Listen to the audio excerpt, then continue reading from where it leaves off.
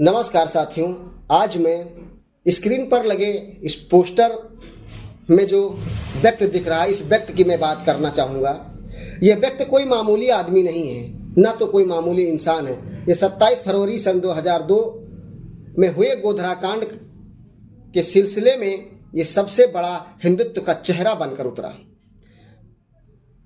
इसका खामियाजा उसको इस कदर भुगतना इस समय पड़ रहा है कि ये गुजरात की सड़कों पर मोची का काम करने के लिए विवश है। दंगों में सबसे आगे चलकर इसने जो पाया, जो खोया, इसकी ही जुबानी से सुनते हैं, फिर बात करते हैं। दंगों से मैंने ये सबक सीखा है भाई कि दंगों में हमेशा आम आदमियों का, हिंदू हो या मुस्लिम हो, उसका तो नुकसान ही होता है। और जो हिंदू मुस्लिम की राजनीति करते हैं ना, सिर्फ उन लोगों का फायदा था, उस पार्टी को फायदा था और पार्टी का जो लीडर होता है उसको फायदा होता है, बाकी आम जनता का कोई फायदा नहीं होता है। तो देखा, इसने साफ तौर से बताया कि इस दंगों से हमें क्या क्या सीख मिली। हिंदू, मुसलमान या कोई भी, किसी भी समाज का व्यक्ति हो, किसी का फायदा नहीं होता, केवल इसका फायदा राजनीतिक पार्टियां ही उठाती हैं। ऐसे में राजनीतिक पार्टियां तो अपना भला कर लेंगी, लेकिन खुद का परिवार और अपने बच्चों का भविष्य हम बर्बाद कर ले जाएंगे। गुजरात में हुए गोधरा कांड में बहुत ही दर्दनाक लोगों की मौतें हुई, जिसका टेकरा मुसलमानों पर, कुछ मुसलमानों ने हिंदुओं पर फोड़ा। लेकिन उससे उन घर परिवारों का क्या हुआ होगा जो उस समय इस हालात में इसके शिकार हुए। कारण आज भी वही स्थिति हमारे भारत देश की बनी हुई है, क्योंकि लोग इससे सीख नहीं लेना चाहते कि इस शख्स के साथ जो हुआ, क्या वो हमारे साथ भी हो सकता है, हमारे परिवार के साथ भी हो सकता है।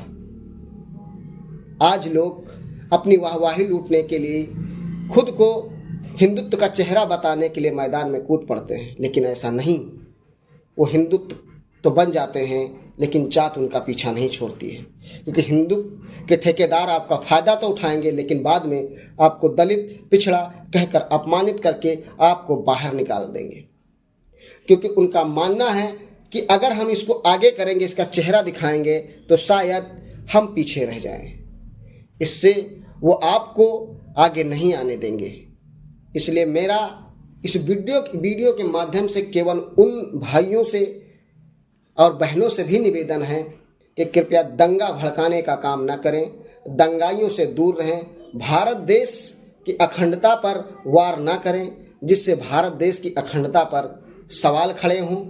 और हिंदू मुस्लिम जातवाद की जो राजनीति भारत देश में हो रही है, ये सबसे बड़ी घातक सिद्ध हो रही है भारत देश के लिए। इस शख्स ने उस समय ये नहीं सोचा होगा कि ये इसके हालात होंगे, लेकिन आज इसके हालात ये बयां करते हैं। सारी दुनिया को देखना चाहिए कि क्या धर्म के ठेकेदार आज इसकी सुनने के लिए, या हिंदू संगठन का कोई भी ठेकेदार इसकी सुनने के लिए आगे नहीं आया। कारण ये हुआ कि आज ये रोजी रोटी कमाने के लिए मोची का काम सड़कों पर कर रहा है। धन्यवाद दोस्तों। अगला वीडियो के लिए हमें आप लोग कमेंट जरूर करें, आपकी जो भी समस्याएं हों हमें बताएं, हम कोशिश करेंगे उस पर वीडियो बनाकर हम अपनी बातों को लोगों के बीच में प्रसार जरूर करें। धन्यवाद दोस्तों।